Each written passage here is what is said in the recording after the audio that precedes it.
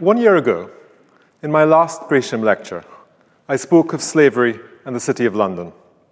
Tonight I speak of scholars, thinkers, novelists, artists, sculptors, and poets in the 20th century. These were immigrants, descendants of enslaved Africans and of indentured Indians who had labored on Caribbean plantations. In coming to Britain, they sought to challenge a spiritual regime of unequal personhood produced by the colonial order. To begin where I began last year, the slaves were coming to break through that wall which separated those who enjoyed the freedom and wealth of the city from those who suffered its despotism and poverty. The 21st of June, 1948 was cold and wet. In the dark midsummer afternoon, the House of Lords met to debate the committee stage of the Nationality Bill, which proposed to create a common British citizenship across the empire. The question of race and the place of the colonies surfaced quickly.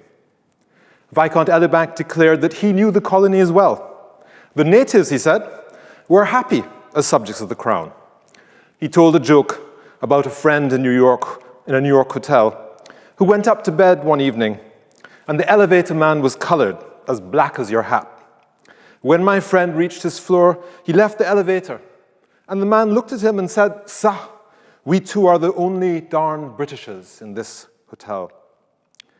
The point of his joke was to illustrate the danger of a new doctrine of British citizenship, undermining the old order of British subject, in which each knew his place on either side of the wall. Jowett, the Lord Chancellor, in his reply, sought to put such anxieties to rest, declaring, "Most of the colonial people will not read this bill, and I do not think they would understand much about it if they did." As he spoke, 30 miles away at Tilbury, the Empire Windrush docked. Many of its 1,000 passengers would have bought their tickets after the bill's first reading in the Commons. They might have had something to say to Jowett. They were confined on board until the next day, and there's no record of their debates. But we might guess their tenor from the immediate response of Lord Kitchener, the Trinidadian Calypsonian, when pressed the next morning by a reporter for a song. He declared, "London is the place for me. London, this lovely city." What is often missed about that song is that it is not a celebration of arrival, but of return. You can go to France or America, India, Asia, or Australia, but you must come back to London City. For many of the passengers, it was a return. In first class, in a cabin near Nancy Cunard's suite, there was Ellis Clark, the 30-year-old barrister, an alumnus of UCL and Gray's Inn, who in 1976 would become the first president of the Republic of Trinidad and Tobago. 5 levels below, there was a regiment of Jamaican ex-servicemen who had already shed blood, sweat, and tears in Europe. But for Kitchener and many fellow passengers, as for many other generations of West Indians, it was a more complex kind of return. They confronted the enigma of an arrival home to a strange place where they were branded on the skin as strangers. The coming of West Indians to Britain in the 20th century, long before and after Windrush, is quite unique in all the thousands of years of immigration to the British Isles. Unlike the religious exiles like the Sephardic Jews or French Huguenots in the 17th century, or political exiles like royalists from France, Marx from Germany, or Herzen from Russia in the 18th and 19th centuries, or East European Jews in the 20th century, whether tailors in Bethnal Green or scholars in Oxford. We understood ourselves as coming home. West Indians shared this sense of coming home with immigrants from Canada or Australia. But what distinguished their situation is that they understood that they were journeying against the current of an ancient relationship of power and across a global color line. Unlike migrants from South Asia and Africa, West Indians came from societies which had been constituted in modern history over 3 centuries, side by side modern Britain, in the most intimate entanglement, but on terms of categorical inequality.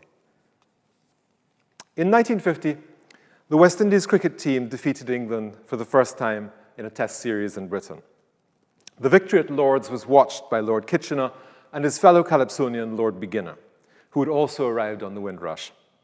They led a crowd of revellers to Piccadilly, singing a victory song which had become famous for its lyric, "Cricket, lovely cricket, at Lord's where I saw it," and its chorus praising the guile of the bowlers, the Indo-Trinidadian Ramadan, and the Afro-Jamaican Valentine. In April of that year, a very different pair of spinners arrived in Plymouth from Port of Spain, the Barbadian George Lamming and the Trinidadian Sam Selvon. They had shared a cabin and a typewriter on the crossing. Selvon, on his immigration declaration, declared his former profession of journalist. Lamming, more boldly, given that he had not yet published more than a few poems, described himself defiantly as writer. Lamming would write in London and publish in 1953 the classic In the Castle of My Skin, a glance back to a colonial childhood in Barbados, following it in 1954 with The Emigrants. Selvon followed a similar pattern, publishing in 1952 A Brighter Sun, a unique portrait of the Indo-Caribbean experience, and in 1956, The Lonely Londoners, perhaps the greatest portrait of the experience of Windrush migrants in any novel.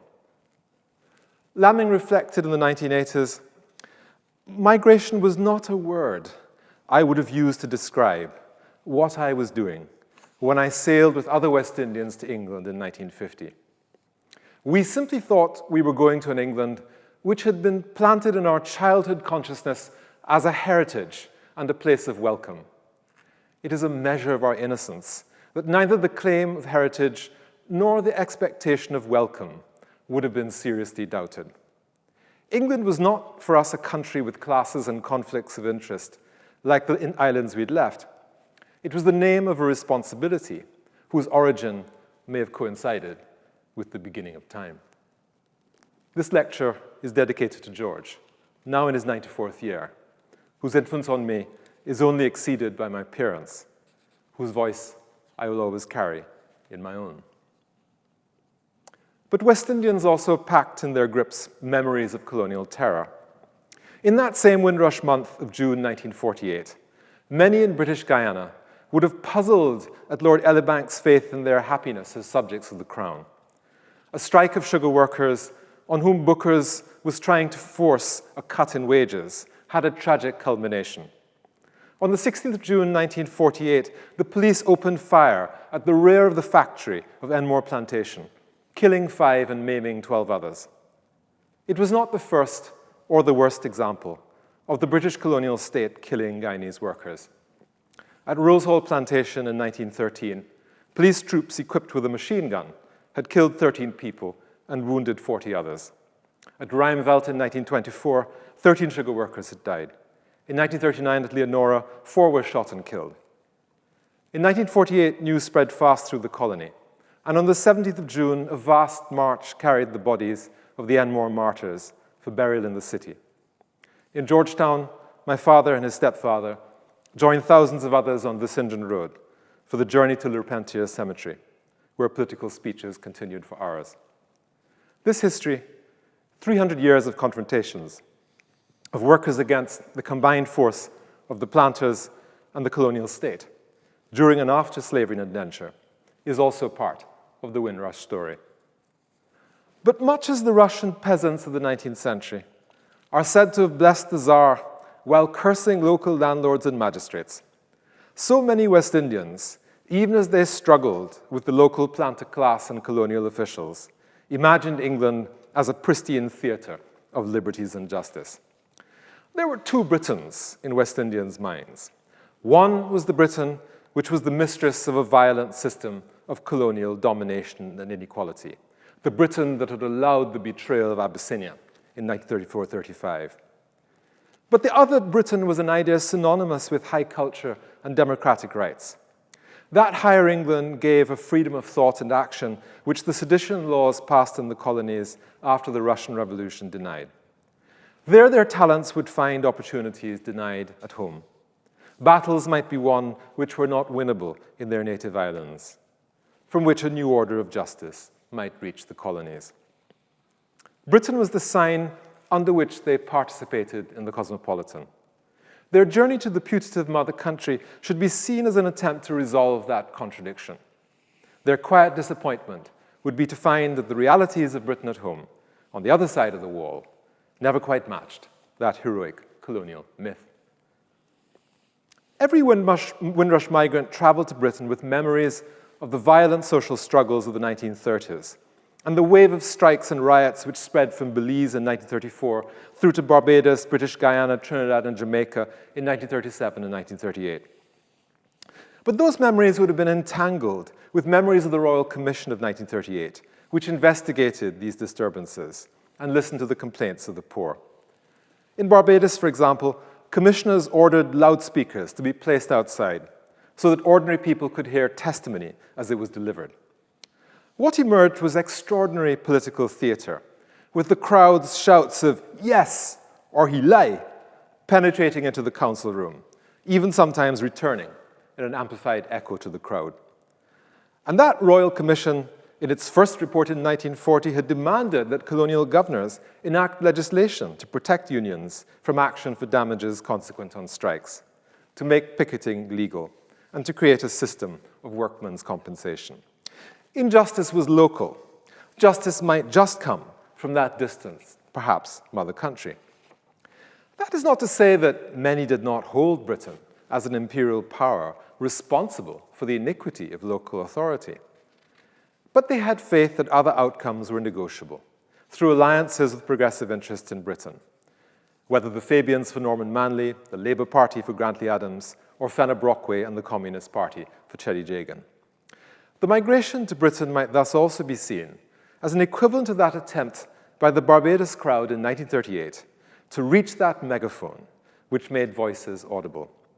The BBC, English publishing houses, art schools and galleries became the megaphones through which the creative genius of the Caribbean found expression in the 1940s and 50s and could then become valuable in the soil which had produced it.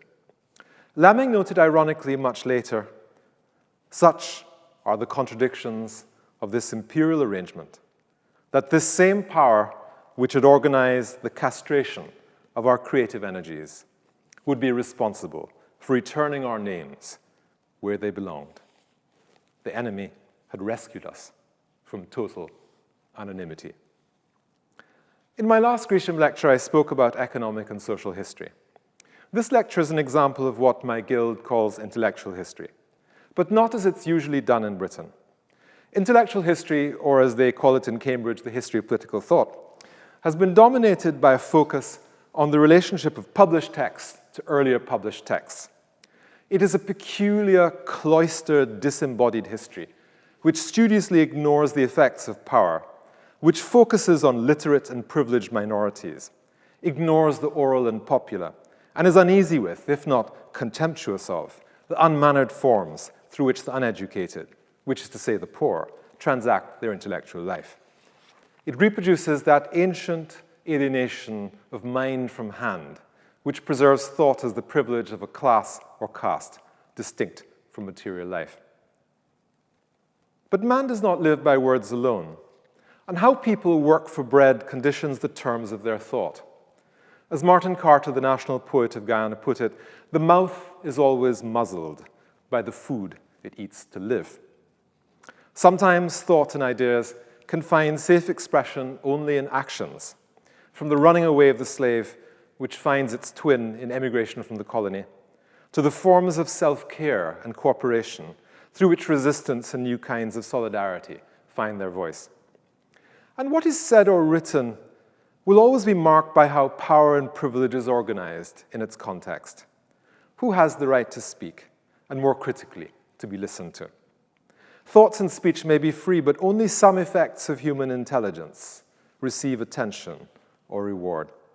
And what is written always carries as its shadow what is unsayable, impolite, unreasonable, or too dangerous in that time or place. Social facts order kinds of repression and exclusion which shape the underwater bulk of ideas, of which the library of printed books are just the tips of icebergs. Until we reckon with this, we deny ourselves insight into the greater part of the real human history of ideas, and intellectual history will remain part of what Rolf Trouillot called silencing the past. This instead is an essay into intellectual history from below. My intellectuals were only 1 or 2 or 3 generations away from the plantations. They were formed in societies in which education was a luxury good, denied past the most basic level to most people. They were educated into a double consciousness, even a fractured one, living in one dimension as equal participants in the universe of art and ideas, and in another, marked as perpetual subordinates in a global order, for which the sign was their dark skin. To be schooled was to learn about Greece and Rome, English history and literature, to have your gaze focused on places far away, to tune your spirit to an authority whose high priests were white. But from the end of slavery, it was clear that the only rescue from poverty was education. Families sacrificed so that 1 or 2 of them might climb that Jacob's ladder. Across the Caribbean, as Lamming put it, the elementary school became the chapel.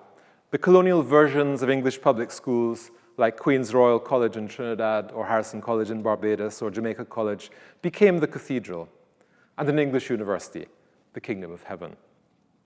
I went to Harrison College in the decade after political independence, but our sixth form library still had an aged, bound volume which recorded all the Oxford versus Cambridge varsity competitions across a century, in rugby, rowing, cricket, bridge, even tiddlywinks.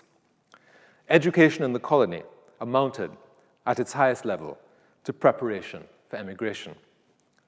Colonial societies existed to produce commodities for export: sugar, rum, bananas, cocoa. They imported manufactured goods, including ideas of value and aesthetic taste.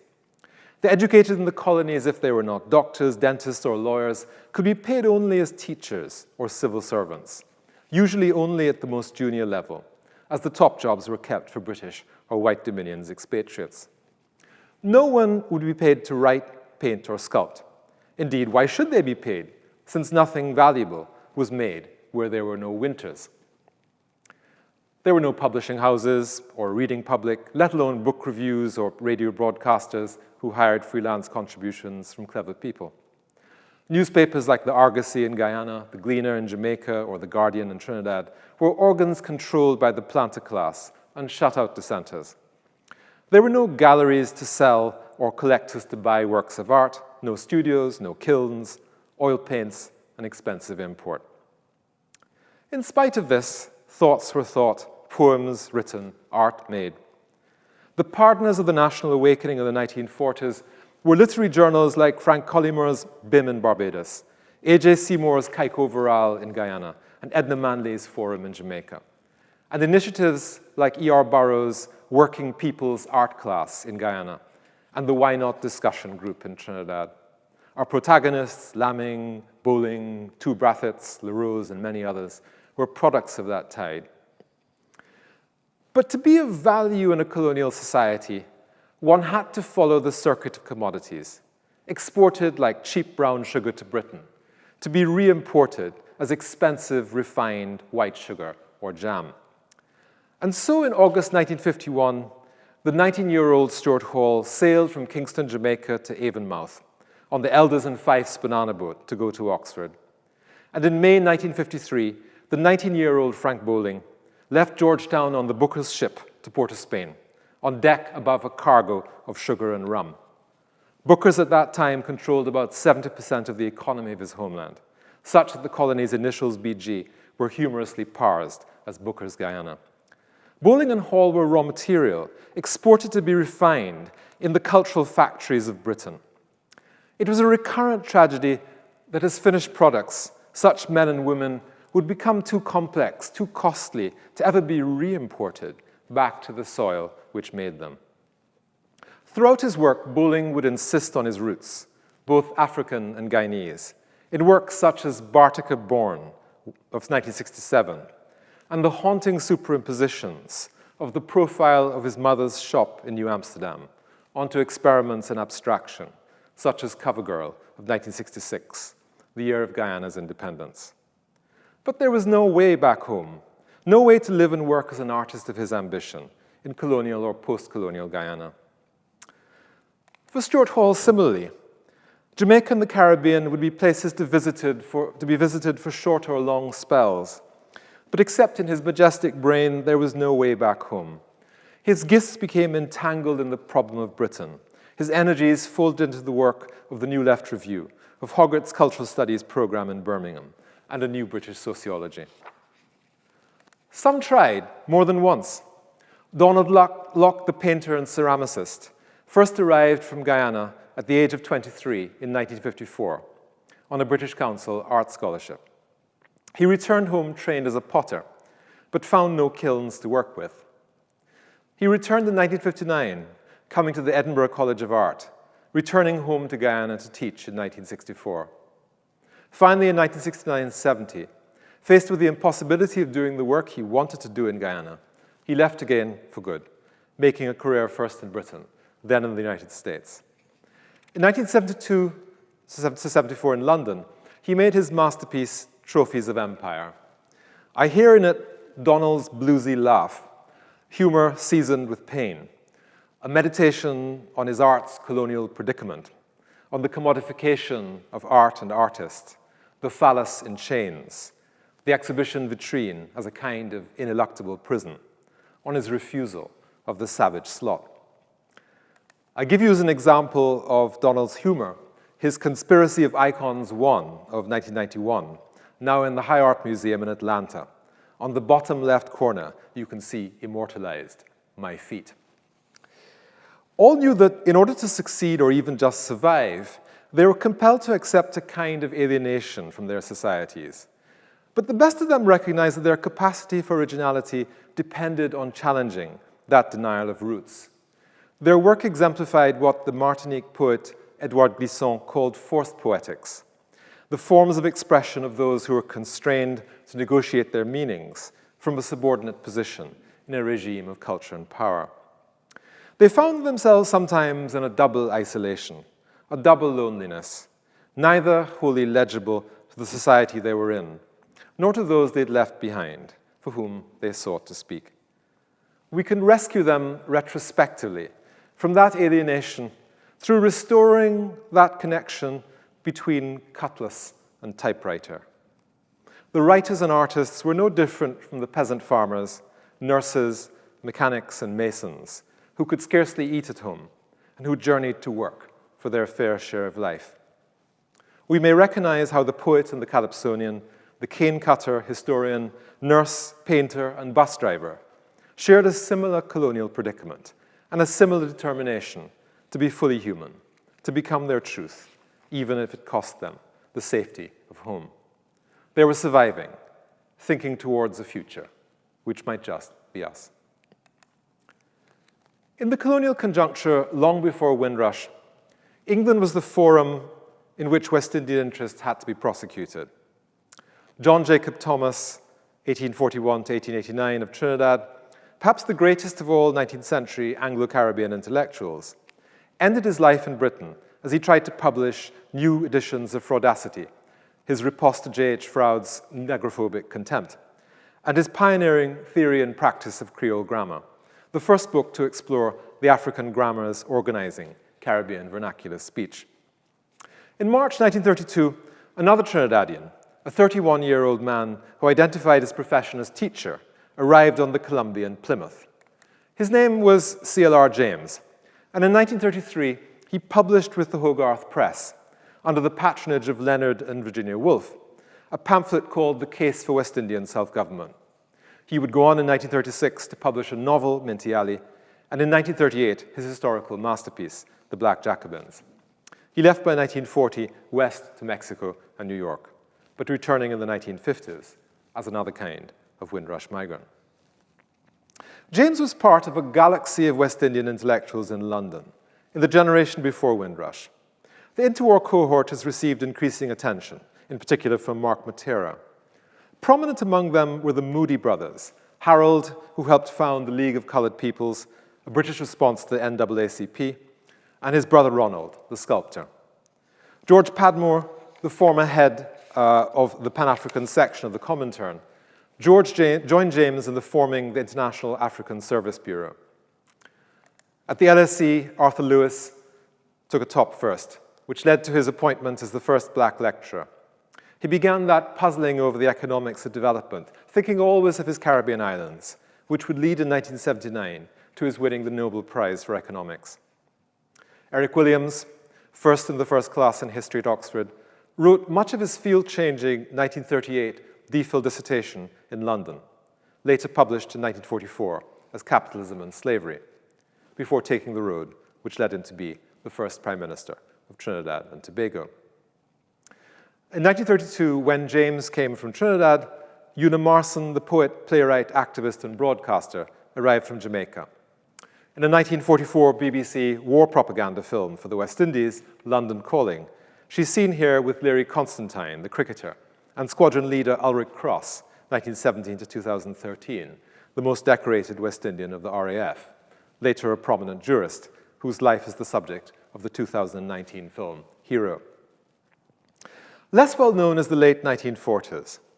This is unfortunate, since this generation was a crucial one for the building of Caribbean institutions over the next decades.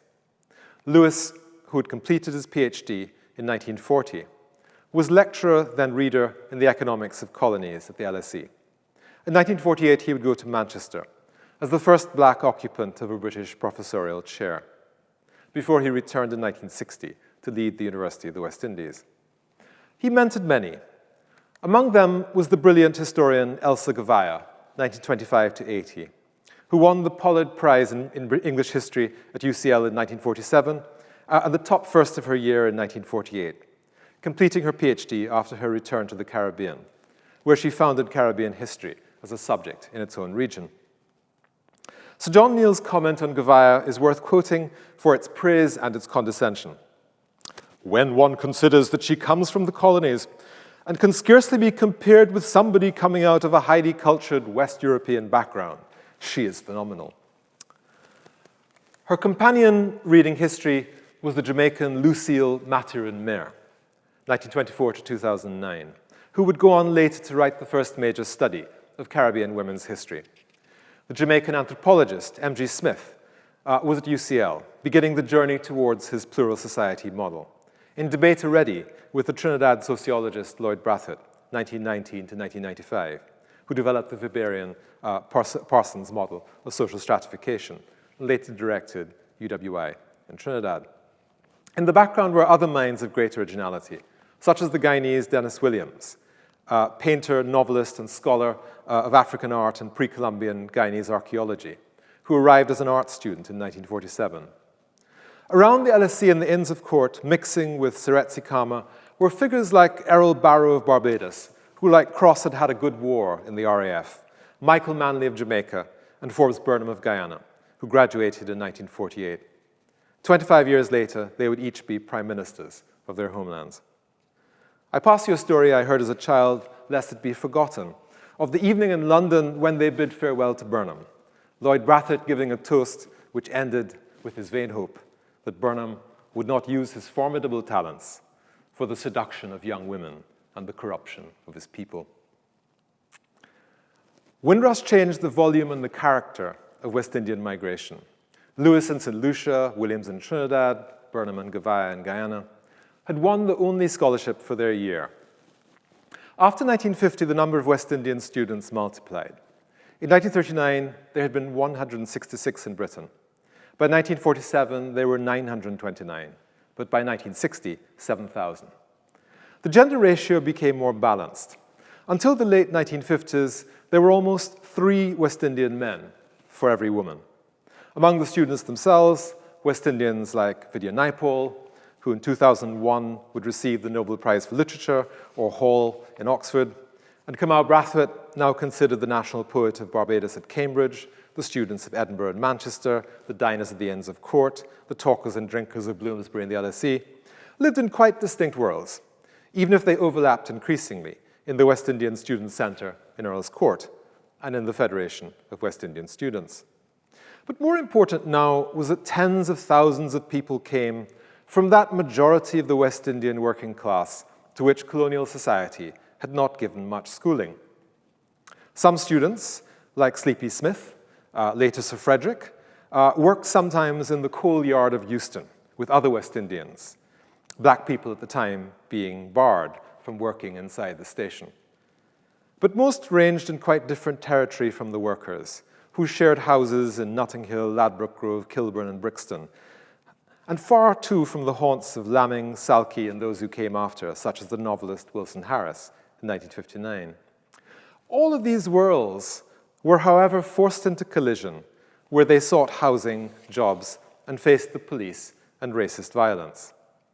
It is said that Richie Haynes, later Sir Richard, there on the right of that photograph of that New Year's party in Edinburgh, arrived at Edinburgh University in the late 1950s as a cautious Barbadian.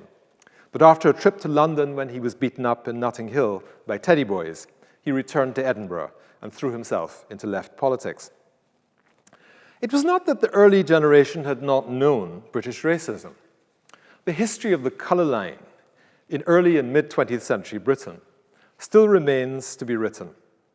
Unlike in the United States or South Africa, racial segregation was never encoded in law, but it was practiced everywhere. From Oxford and Cambridge, where Williams and the Guyanese polymath N.E. Cameron had not been admitted to proper colleges, to the humblest bars. Students joked about the colour tax, that even when landlords agreed to rent to them, they charged more. This discrimination had been the origin of Moody's League of Coloured Peoples. Arthur Lewis later recalled that he was subjected to all the usual disabilities: refusal of accommodation, denial of jobs for which he'd been recommended, generalized discourtesy, and the rest. Eric Williams' autobiography, Inward Hunger, has a chapter on his humiliations in Oxford, including a poignant memory of the ladies who moved away from him as he knelt in church at the communion rail. The colour bar was formally challenged in a lawsuit in which Larry Constantine sued and won damages from the Imperial Hotel in 1944. But what the law did not protect, custom perpetuated. By the late 1950s, this took a violent edge and forced new solidarities into being. From the other direction came a growing hardening of anti-colonial sentiment. Experiences of racism within Britain were enmeshed with responses to the suspension of the democratic constitution of British Guyana in 1953, the Mau Mau revolt in Kenya, the Bandung Conference of 1955, and the independence of Ghana of 1957. A sea change can be detected in Andrew Salkey's poem Jamaica Symphony, which won the Thomas Helmore Prize in 1955. For the first time, he wrote, I began to realize myself as a colonial, and us as a colony, and our history, and the way that we were forever at someone else's beck and call. If, from one direction, West Indian nationalism sharpened, they saw to a dramatic tightening of British attitudes to colonial migrants, culminating in the Commonwealth Immigrants Act of 1962, which ended the equality of citizenship of the 1948 Act. The question of home pulled in two directions. For some, this British sojourn was now a preparation for the work of building a West Indian nation, a temporary site of engagement from a distance with the region. But for many others, a new awareness dawned. West Indians who'd only imagined they were coming to Britain for a short spell now found themselves with partners, children, homes, and jobs, putting down roots under these dark skies. They and their children found in the late 1960s, in between Enoch Powell's notorious speech and the rise of the Black Power movement, a further turn in consciousness. That period between 1958 to 1970 is the critical decade for the emergence of a self-conscious Black Britain, and it is to it we now turn. Vital catalysts in that story were the political refugees who ended up in Britain in the 1950s and 60s, of which I will focus on four.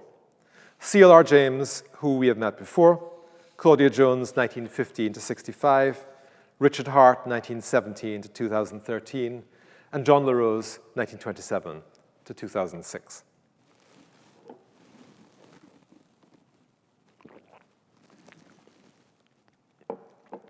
It is critical that these were Marxists, on the left of Caribbean politics, who brought with them clear analyses of race and class and British imperialism, and for whom the colonial and post-colonial Caribbean had no place for. James and Jones were refugees from American McCarthyism. James had left Britain in 1939 to Mexico, where he debated Trotsky, and after a brilliant and tumultuous decade in the United States, during which he'd been a political prisoner for a spell on Ellis Island, in the shadow of the Statue of Liberty, he was deported from New York to Plymouth on the Italia in June 1953. He certainly didn't want to come. He arranged to have privately printed his book, Mariners, Renegades, Castaways, and distributed to every senator in the hope that perhaps, in fact, his deportation could be turned around. But he was deported. For a brief spell, it seemed he would find a way home. As his friend and former student Eric Williams, then Premier of Trinidad and Tobago, made James in 1958 editor of his party organ, The Nation. But by 1960, their paths diverged on both the politics of socialism and federation, and Williams turned violently against him. And James returned to London in 1962.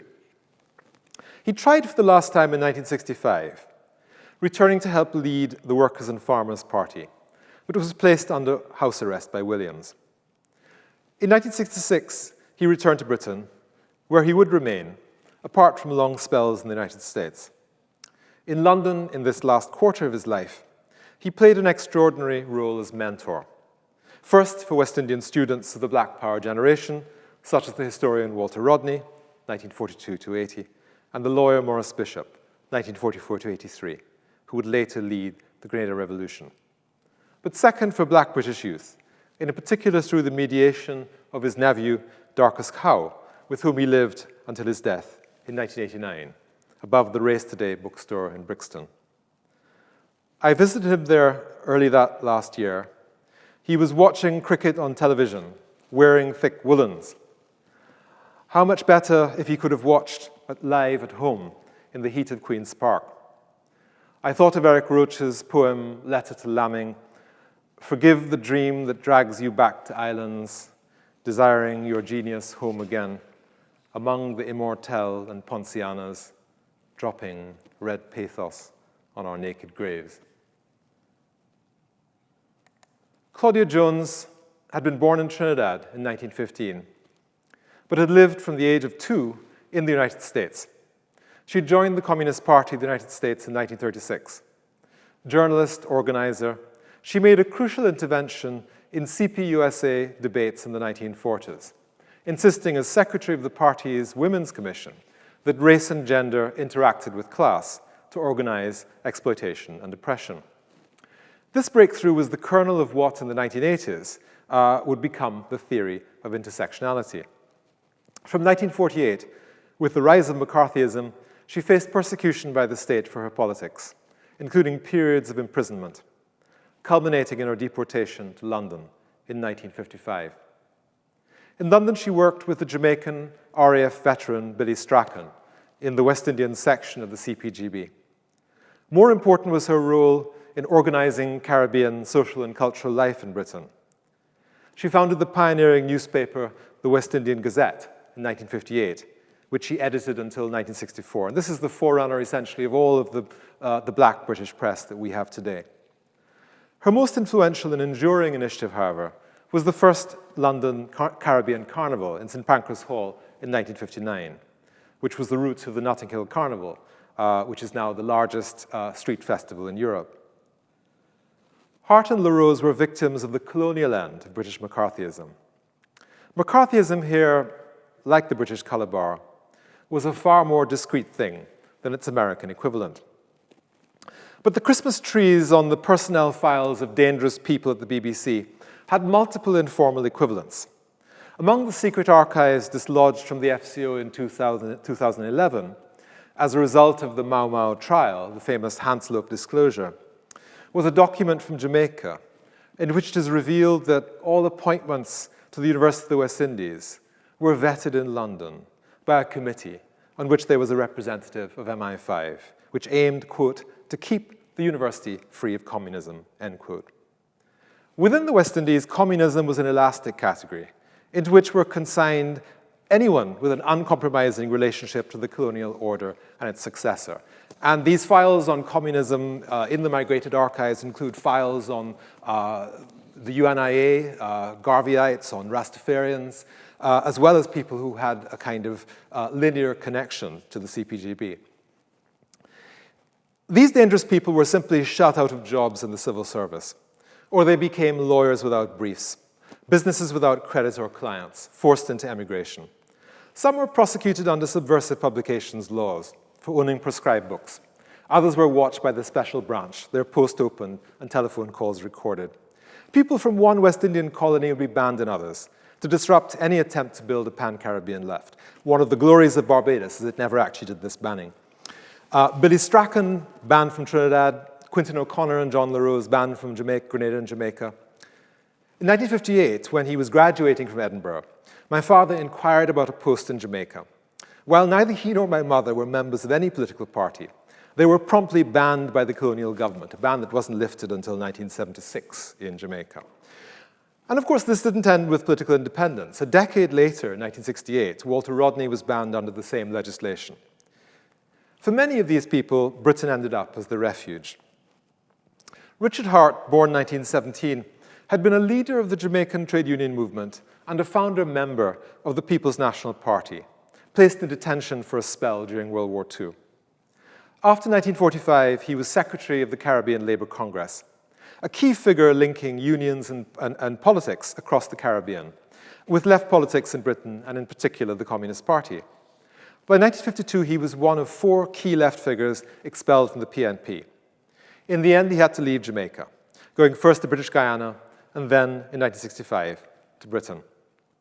Exiled, living as a solicitor for Surrey County Council, he published the 2-volumed Slaves Who Abolished Slavery, a history of the role of African resistance and rebellion in the end of slavery, and a string of studies based on his intrepid research in the Public Record Office and his own extensive personal archives into the history of the national movement in Jamaica. Among his side interests was the linguistics of pre-Columbian languages in the Caribbean.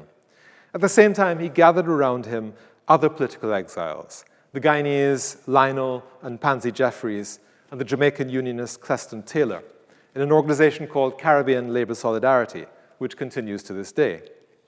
Apart from a period in Grenada as Attorney General during the period of the Revolution and a brief experiment at returning to Jamaica, he spent the rest of his life in Britain, giving lectures on the bicentenary of the abolition of the slave trade in his 90th year. John LaRose arrived in England in 1961, in his early 30s, after intense involvement in trade unions and the cultural and political life of Trinidad. He was one more of those driven out, a kind of economic migrant, but his economic situation being a result of his politics.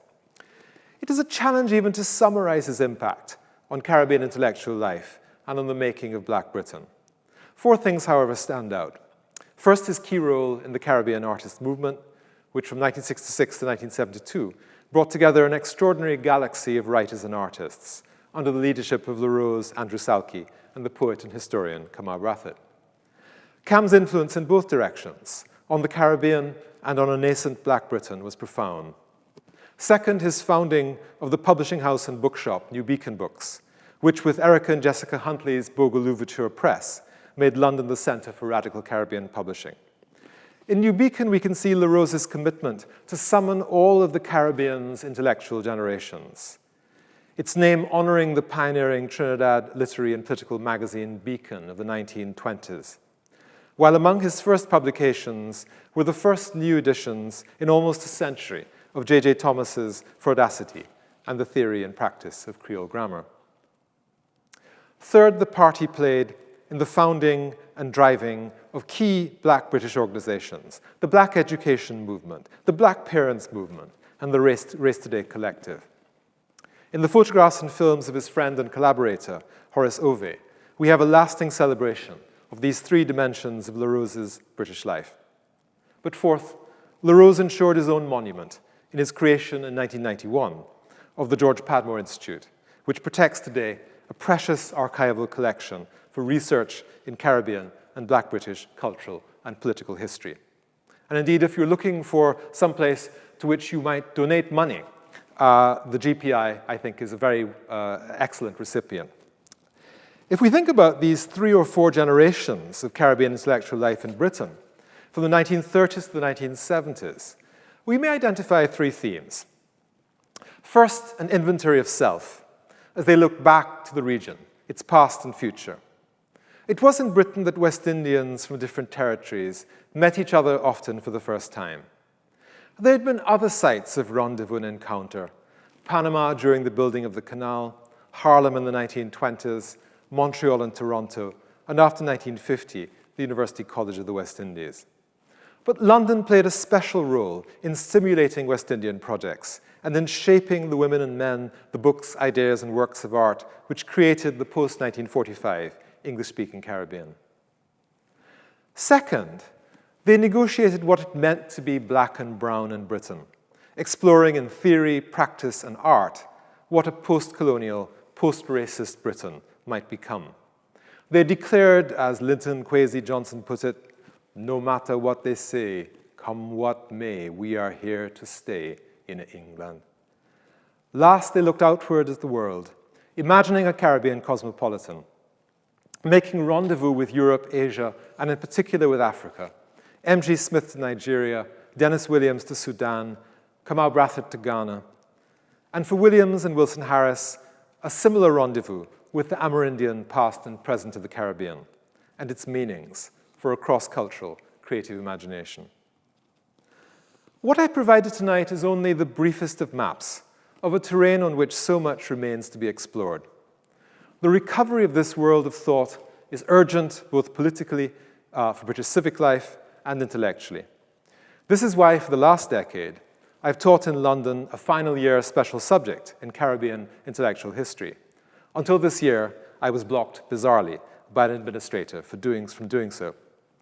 My conversation with you tonight is shaped by my students' work. From Imebong Umoran, now a lecturer at the LSE from the 2010 cohort, who made me understand Una Marson, to Jacob Feltham Forbes, who was graduated in 2020, who wrote a brilliant dissertation on West Indian publishing.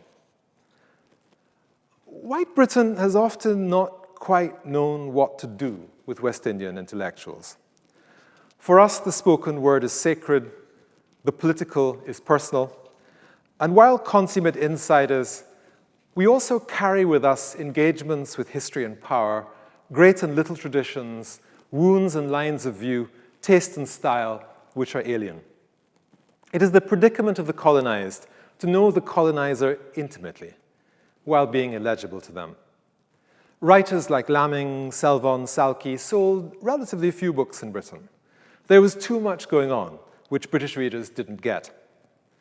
They met ignorance and condescension, of which Kingsley Amos's Fresh Winds from the West essay of 1958 is a monument. You will struggle to find them now in British bookstores. Williams's Capitalism and Slavery did not receive a British edition till 20 years after its publication in the United States. James's Black Jacobins was out of print for decades until discovered again in the United States. Frank Bowling toiled in great obscurity, surviving because of New York. Only in 2019 would the Tate retrospective give Bowling's genius the national attention it deserved, with his knighthood following Black Lives Matter in 2020. Lamming's paradox held. The Tate is the heir of Booker's Tate and Lyle, the sugar company. On a Booker's ship, Bowling left Guyana, and on a Booker's legacy, he found his apotheosis. But West Indians have often neglected their own. The only living person named in Barbados as a national hero is Sir Garfield Sobers, the cricketer. Neither Kamau Brathwaite nor Lamming were so recognized. Prime Minister Motley, Mia, I know you're watching this. It's time to honor the greatest living Barbadian. A prophet should not be without honor in his own home, among his own kin. In Britain, there's a kind of recognition happening. Last week in Cambridge, Pembroke College unveiled in its hall a portrait of its alumnus, Kamau Brathwaite, 1930 to 20, and flew the Barbados flag from its tower. That recognition, however, the knighthood of Bowling, for example, or the appointment of Sunita Aline to lead Jesus College, Cambridge, or Baroness Amos to run University College, Oxford, is less a victory of ideas than of the broad mass of black British people who have refused exclusion from national life for generations. Its partner also, let us never forget, is the continued injustice experienced by victims of the Windrush scandal. And while Bowling and Brathwaite are now honoured names, their moral and intellectual hinterlands remain to be journeyed into by Britons, white and black. At the climax of Get Up, Stand Up Now, the 2019 exhibition at Somerset House, curated by Zach Ove, a magnificent act of homage to his father's generation, was Zach's own sculpture, Umbilical Progenitor.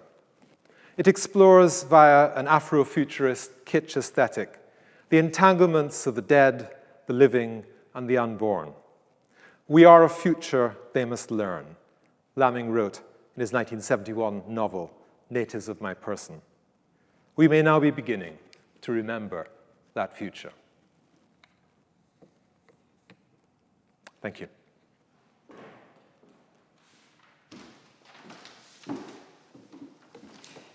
Professor Drayton, thank you very much for a really interesting talk. I do have a couple of questions from our online audience.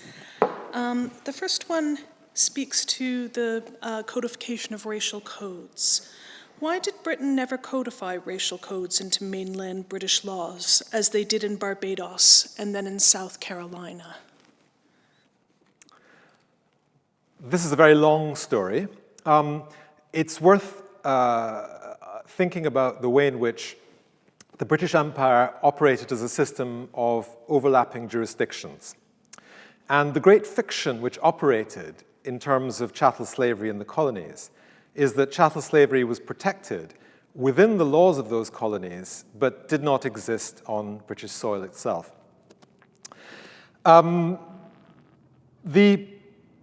The forms of what in France in the 18th century are called the laws, discriminatory laws passed within France against people of color, have no equivalent in Britain.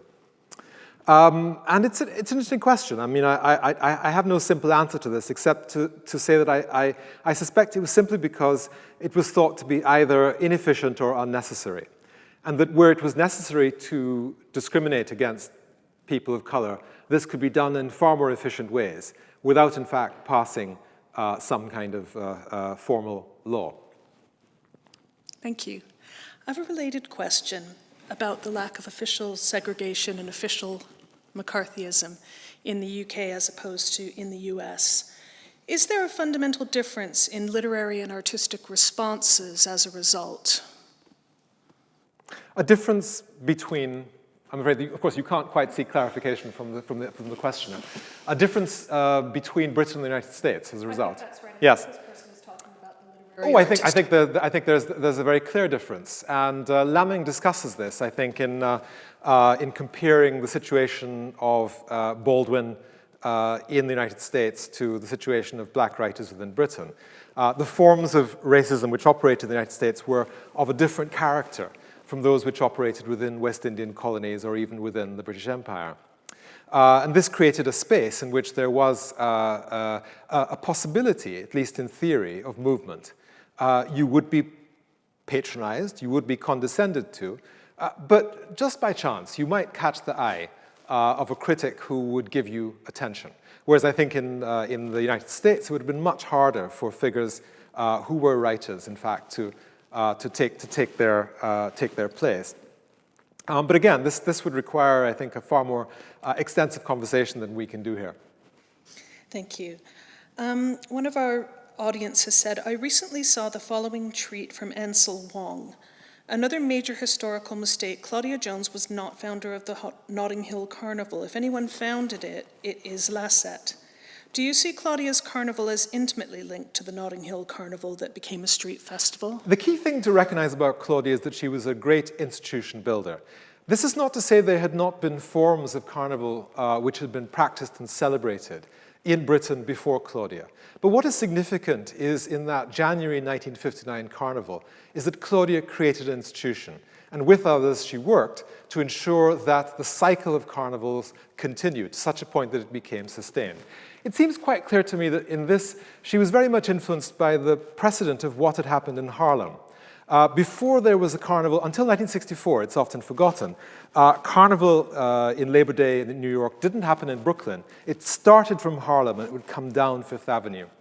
And that Harlem carnival was very closely linked to the politics of Harlem in the early and mid-20th century.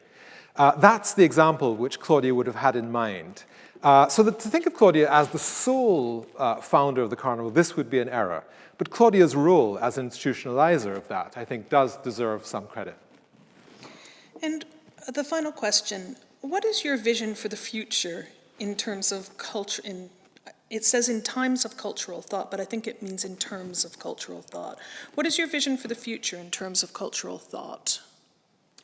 I think that I am still exploring that terrain opened up by figures like Wilson Harris and Lamming, about the possibilities of the cross-cultural imagination, about the ways in which the kinds of meeting of different kinds of manners and style opens up a set of creative possibilities, both in terms of the creative arts, but also even in terms of thinking about history and politics. In my own domain, I'm very interested in the ways in which we have a vocabulary in Caribbean thought for thinking about time in ways which are very complex, in ways which acknowledge the kinds of overlaps between past and present and future, the kinds of interdependencies which are now in a way latterly being discovered by historians in the West. So I think there are vast resources there for us to explore and to exploit and to transfer until they become part of the wider human commonwealth. Sorry, I've just been told that one more question's come in. Unfortunately, I'm not seeing it on here, though, so I think I better bring it to a close. But thank you very much. Well, thank you very much. Yeah, and thank you for coming, everyone. I did want to say that this week we have lectures from our professors of business and astronomy. And on Wednesday, the 28th of October, visiting Professor John Mullen will be speaking on convincing fiction. We also have a lecture on John Evelyn, Britain's first environmentalist, by Gillian Darley on Thursday, the 29th of October. So please do have a look online and join us for those.